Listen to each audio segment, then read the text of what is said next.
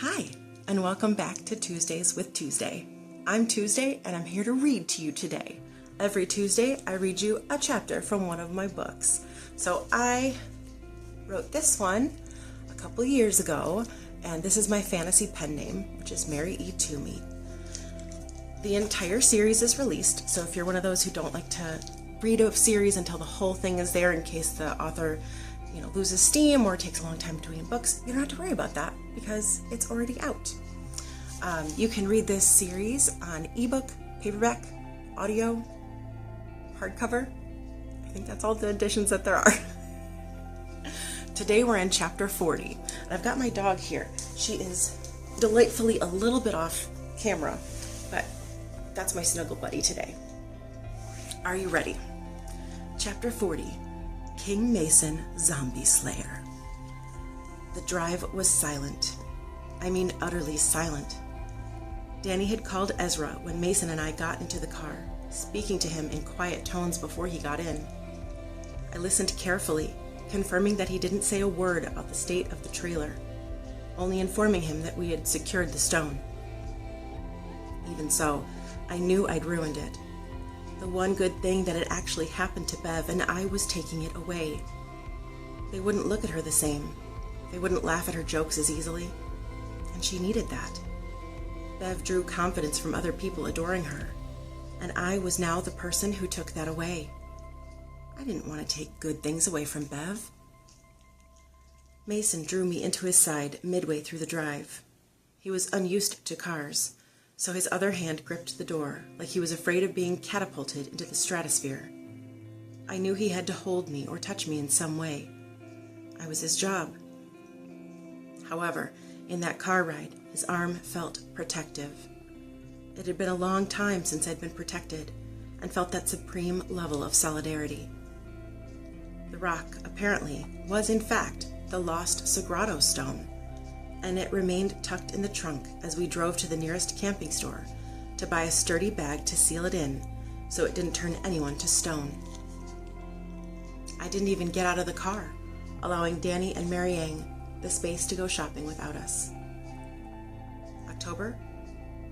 No, I warned, still dangerously close to another tearful outburst. Mason respected my need to not talk about it, and I, in turn, respected him for granting me that courtesy. "You like me better as a wolf," he observed. I could tell he was watching my face. "It's not you, it's me. I'm not all that great with people." "Neither am I." He cast me a furtive glance, as if debating how much to let his guard down, now that they'd barreled through my privacy fence. "How much do you know about me?" "You're crazy strong, can twist a spine like nobody's business. You're a matriculan, but I'm only kind of sure what that means. You don't like sleeping on the floor, and you like your meat rare. That's about it, Chief. Kind of uncool to make me show you Bev's house, when I know next to nothing about you. My own friends have never seen that." Mason's hand migrated from cupping my shoulder to gently stroking it, pulling out a portion of my anxiety as he held me closer. I don't know at what point it was that I stopped being allergic to all the touching that went down between an omen and her pullers, but I found I didn't hate the closeness. "You're right, that is unfair. Do you want to know my baggage, since we made you show us yours?"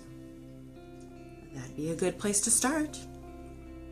I settled more comfortably into his side, grateful he was willing to help level the playing field a little.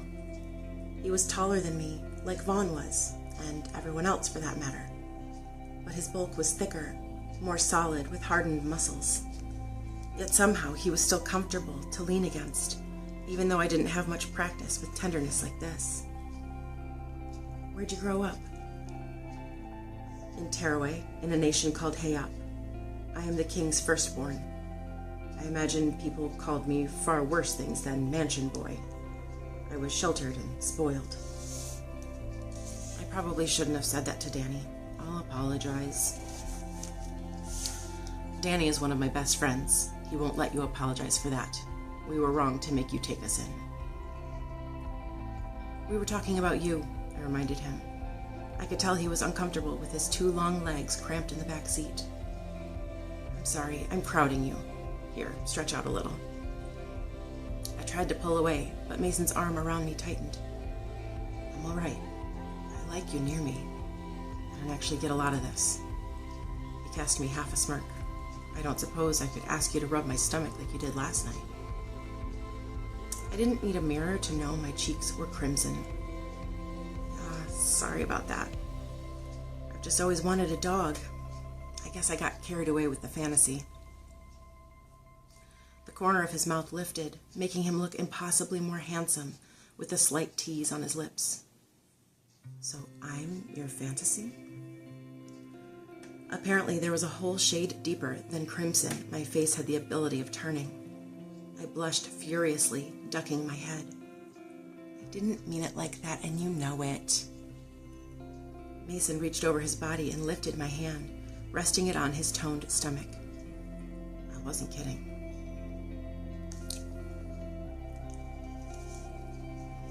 I tucked back into his side just so he couldn't see the rose color in my cheeks as my fingers lightly dragged up and down above his navel. Tell me a story. Mason closed his eyes and leaned his chin atop my head, contented with my simple touch that reeked of inexperience. When war came to our land, Father was too wary of the battle to go out and fight in it. So in an act of desperation, he gave me his crown and sent me to oversee the soldiers. I'd never been to battle before, though I'd been trained extensively in the palace. He cleared his throat. War is not the same as sparring with your shield bearer, who I watched die trying to protect me. That's awful. I'm sorry, Mason. I've never gone to war before. Sounds pretty scary. The only wars I've seen were of the undead apocalypse variety, and Bruce Campbell was always the king of those movies. I imagined the real thing must be a touch more difficult than good old Bruce made it seem, with all of his dashing flawlessness. It was scarring in the best and worst of ways. I saw my father's men die one after the other for days. Then I was taken and tortured for sport. He paused to swallow the lump of agony I could tell his admission cost him. My hand snaked around his abdomen, wrapping him in a hug I could tell he needed. I'd never been great at giving or receiving hugs, but for some reason I didn't question every move so much with Mason or Vaughn. I needed and he gave. He needed and I was starting to give. The tempo of my heart picked up to a thrumming I didn't recognize as I felt one of his needs come through our strange connection and zap me in the conscience. I strangled the chicken inside of me as I reached up and pressed my lips to his cheek, nuzzling my nose into his short beard. He smelled of pine and a faint hint of patchouli, which, as it turns out, isn't such a bad combination when paired with a handsome, brawny man. I'm sorry that happened to you. Do you want to tell me about it? Mason squeezed me, sucking in a long, audible breath that sounded like he'd been drowning before that brush of my lips to his cheek pulled him to fresh air. He cleared his throat and continued. It feels very different when I'm not a wolf, though I appreciate those kisses too. I kissed his cheek again, knowing he needed it when he wet his lips with obvious desire. I was playing on the furthest edge of my daring, and I found that I liked the empowering rush that flooded me. I could make a tortured prince feel alive again with a kiss. It felt like the simplest kind of fairy tale, and while I'd never put much stock in those, I was starting to see the appeal. Keep telling me your story. How'd you escape? Danny and Vaughn. They found me after my father's men had given up the search. They and their younger brothers killed a great many goblins to get to me. I still don't know how they managed it. The Vandershot boys are good like that. Most people get frustrated with Danny's stubborn nature, Vaughn's recklessness. But I'd never been more grateful. They got me out when I was halfway dead. Mason's cheek rested on my forehead as I leaned my head on his shoulder. The unfamiliar desire to kiss his lips rose up in me, but I fended it off as fiercely as I could, knowing I couldn't kiss my coworker and still respect myself. I didn't think rubbing his stomach, cuddling up to him, or pressing my lips to his cheek would pass any sort of corporate scrutiny either. I'm glad you made it out of there. His thumb was dragging up and down the length of my arm, and he spoke as if he was very far away. I came back to find my father's land utterly pillaged, and my wife murdered.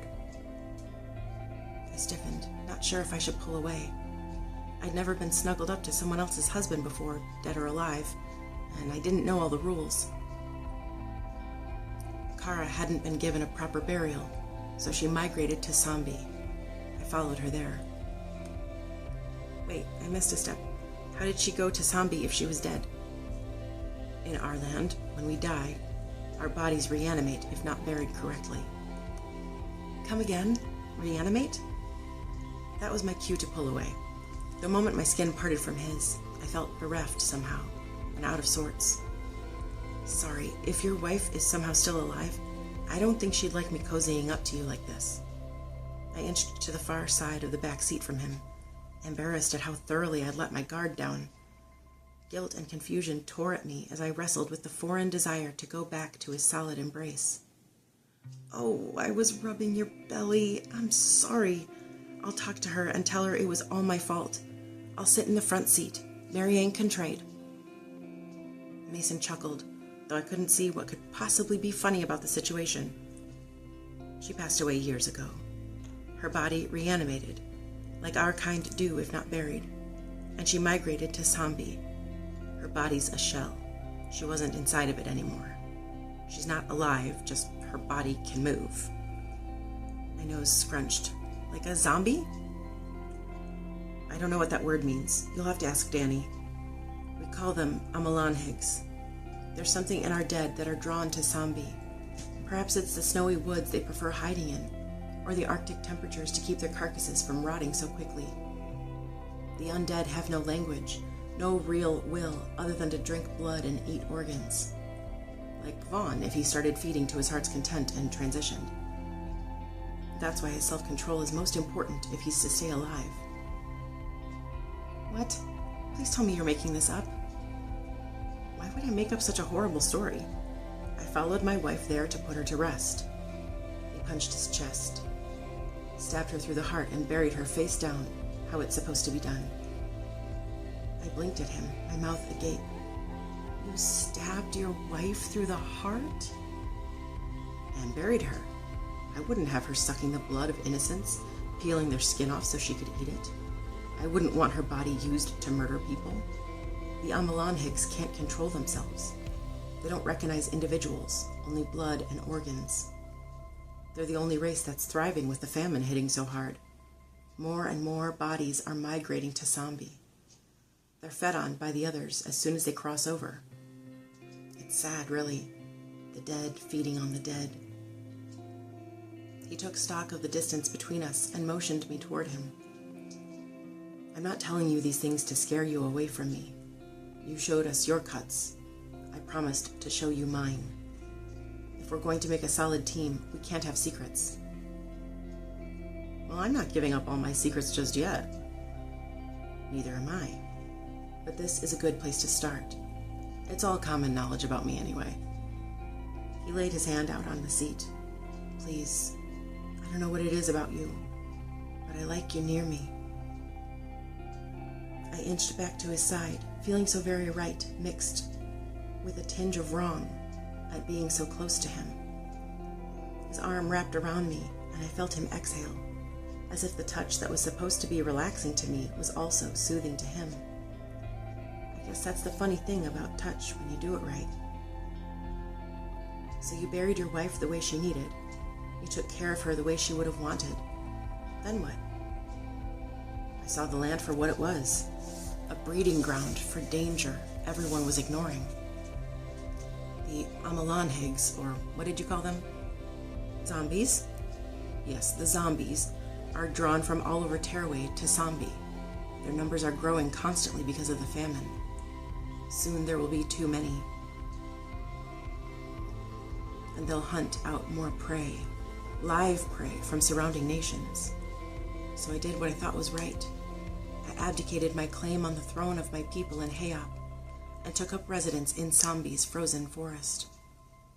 I kill zombies during the night when they're most active and sleep during the day. I'm making a dent in the population, but it's not what it needs to be. The famine's too widespread. Too many of us are dying. That's why I'm here with you. I'll serve Tearaway however it needs me to, but I worry about the zombie population multiplying, left unchecked as it is. He squeezed me like I was special to him, though I knew I was projecting. I had to be. We barely knew each other. Mason cleared his throat. But this is a much better plan. With a second omen, fewer people will die, which means fewer zombies. My conscience is clear at having abandoned the residents of Sambi to their devices for this. But it's a big change for me. Living topside, with a woman, no less. I've been hunting alone in the frozen woods for a long time. No one went with you to Sambi? No one. Oh, Danny would have, but his duty is to Mariang. Vaughn might have, but he went through sort of a downward spiral shortly after that. He still hasn't completely bounced back from it. I'm the only person with a heartbeat in the land. They feed off each other mostly, and animals. I use my heartbeat and the blood in my veins to lure them into traps and kill them, giving my kin and the other beings in Tearaway a proper burial when they need it. I pulled away so I could face him, turning in my seat so my knee rested on the side of his leg. Mason, that is without a doubt the most noble, horrible, and heroic thing I've ever heard. Mason was trying to save all of Tearaway by thanklessly taking out the garbage, when he could have been sitting on a throne eating peeled grapes. He was Bruce Campbell, incarnate. I couldn't think of anything better. Mason turned to me, taken aback. Are you serious? Giving up your title to take care of your wife when she couldn't take care of herself? Knight in shining armor if I ever saw one. He cast me a bashful, sidelong smile. That's not how people see it in Tearaway. I'm a deserter to the throne. I lost my wife and lost my mind, abandoning civilization to live with the undead. There are even rumors that I keep my wife's body locked up so I can be with her, even though she's not her. I grimaced. Ugh, that is not cool. Yeah, necrophilia would be a hard rumor to shake. Mason motioned to his body and then flipped his hands out like a magic trick finale. So that's my baggage. Now we're even. You don't have to hate us for making you let us into your mother's home anymore. I guess not. He was quiet for a few beats. Where did you even sleep? It was hard to stand without feeling like things were going to start falling on us. Ollie and Allie sealed off the smallest bedroom when Bev started stacking her special things in our room. We knew it was a matter of time before we were edged out. Our room was perfectly clean, nearly empty of clutter. We squeezed in a bunk bed. Allie had the top bunk and Ollie took the bottom. I slept with whoever felt like sharing that night. I was scratching the backs of my hands, but that was par for the course. I almost didn't even feel the sting that usually helped to center me or vent off a little of my anxiety. Though my scratching was normal for angst-riddled conversations, I began to wonder if I wanted it to be normal. If maybe someday I wouldn't need to hurt myself so much just to fake blending in. That was the end of chapter 40. Come back next Tuesday and I will read you the next chapter of Taste in the next episode of Tuesdays with Tuesday.